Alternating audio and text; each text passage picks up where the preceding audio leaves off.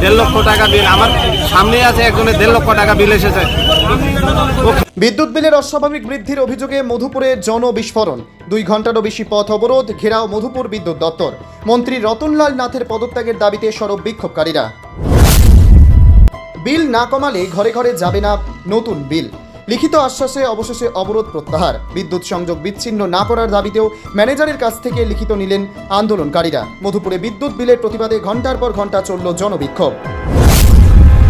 পুরনো মিটার ফিরিয়ে আনা ও অতিরিক্ত বিদ্যুৎ বিল কমানোর দাবিতে উত্তাল মধুপুর।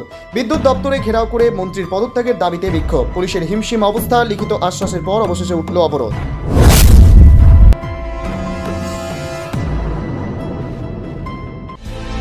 আপনারা জানেন যে আমরা কোনো ধনাঢ্য ব্যক্তি বা কোনো রাজনৈতিক দলের তল্পি বাহক হয়ে কাজ করি না, তাই নির্ভীকভাবে জনগণের সমস্যা, দুর্নীতি, তথ্য, সত্য সংবাদ জনদরবারে উপস্থাপন করতে পারি।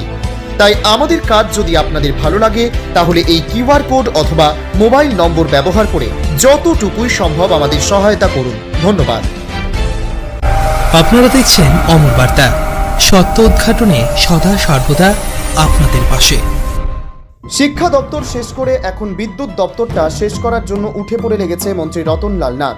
তাই দ্রুত পদত্যাগের দাবি জানিয়ে বিদ্যুতের পুরনো মিটার ফিরিয়ে দেওয়া এবং যাদের বিল বেশি এসেছে প্রত্যেকের বিল কমিয়ে দেওয়া, এই দাবি নিয়ে কমলাসাগর বিধানসভার মধুপুর এলাকার প্রচুর সংখ্যক জনগণ রাস্তা অবরোধে নামবেন।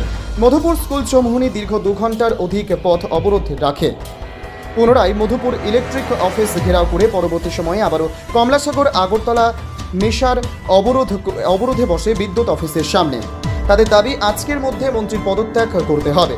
যে হারে বিদ্যুৎ বিল আসছে প্রত্যেকের ঘরে মানুষের দুর্বিষহ অবস্থায় পরিণত হয়েছে। আগে কখনো এরকম ঘটনা ঘটেনি, এখন বিভিন্ন অজুহাতে গিয়ে বিভিন্নভাবে বিদ্যুতের বিল বাড়িয়ে নিচ্ছে। তাদের আরও অভিযোগ, প্রায় গরিব পরিবারের ঘরে প্রচুর পরিমাণে বিদ্যুৎ বিল আসছে, তার কারণ জানাতে হবে। একটা সময় মধুপুর থানায় পুলিশ পথ অবরোধ তুলতে হিমশিম হয়ে গেল। মধুপুর স্কুল চৌমুহনী এলাকা থেকে পথ অবরোধ তুলে নিতে পারলেও পুনরায় বিদ্যুৎ অফিসের সামনে অফিস ঘেরাও করে টানা ঘন্টার পর ঘন্টা অবরোধ চলে। যদিও মধুপুর ইলেকট্রিক অফিসের সিনিয়র ম্যানেজার অনেক অনুরোধ করার পরেও তার কথা মানতে কেউ নারাজ।